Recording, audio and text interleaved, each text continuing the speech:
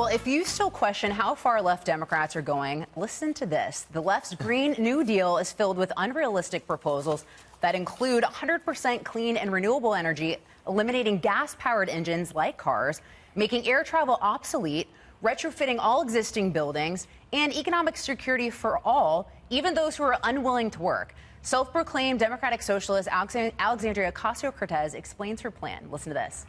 Today is also the day that we choose to assert ourselves as a global leader in transitioning to 100% renewable energy and charting that path. This is such a major watershed moment, and I am so incredibly excited that we are going to transition this country into the future, and we are not going to be dragged behind by our past. So there's that. And check out how Democrats are hailing this dream deal. Enjoy, courtesy of Cory Booker. And there's a lot of people now that are blowing back on the Green New Deal. They're like, oh, it's impractical. Oh, it's too expensive. Oh, it's all of this. If we used to govern our dreams that way, we would have never gone to the moon. And when the planet has been in peril in the past, who came forward to save Earth from the scourge of Nazi and totalitarian regimes? We came forward. All right, so Juan, I'm going to start with you. How does this, so we've had a handful of Democratic contenders for 2020 sign on to this and say that they endorse it. How does this help Democrats in any way in trying to reconnect with some of these Rust Belt states, particularly when you're talking about eliminating their major sources of electricity in these states? Oh, I think that you have, and I think this is why you have 9 of the candidates for president and 60 members of the House sign on, Lisa, is because they see that it's politically resonates with people who said, you know, we've been doing nothing. I think it was just yesterday. But in the Rust Belt states or in the Midwest? Yeah, hold on. I'll explain. I think yesterday there was a report that we just had the 5 hottest years in the history of recorded history of the planet. And so I think people are concerned. Remember, this is a resolution. This is not even a piece of legislation. So it doesn't matter. It does matter because she is in bold strokes saying, and this is what Cory Booker was saying, here is where we should be thinking in order to innovate, to deal with these issues going forward.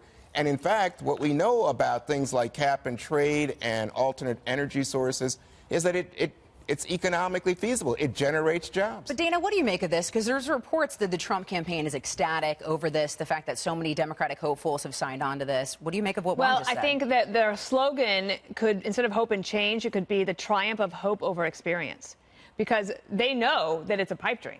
But the thing is, if you don't sign on to the dream, then you're like an old establishment guy. They're against pipes, too. Who wants this dream? And well, look, like, believe me, there are plenty of them, especially the younger people, and they're trying to get them all energized and excited. But they pay no political price within the Democratic Party for signing on to this dream. When it gets to the general election, yes, probably. But this, to me, was not about environmentalism. It's about progressivism, because you add in all the other things, healthcare, education, etc. And it's not, the taxes aren't the problem, physics are the problem.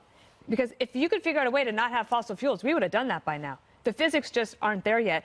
And I know you want to go. The nuclear part of her deal, well, I should say Ed Markey's as well, who should probably know better, as he was the senior guy on energy and he's an adult, committee. hit puberty.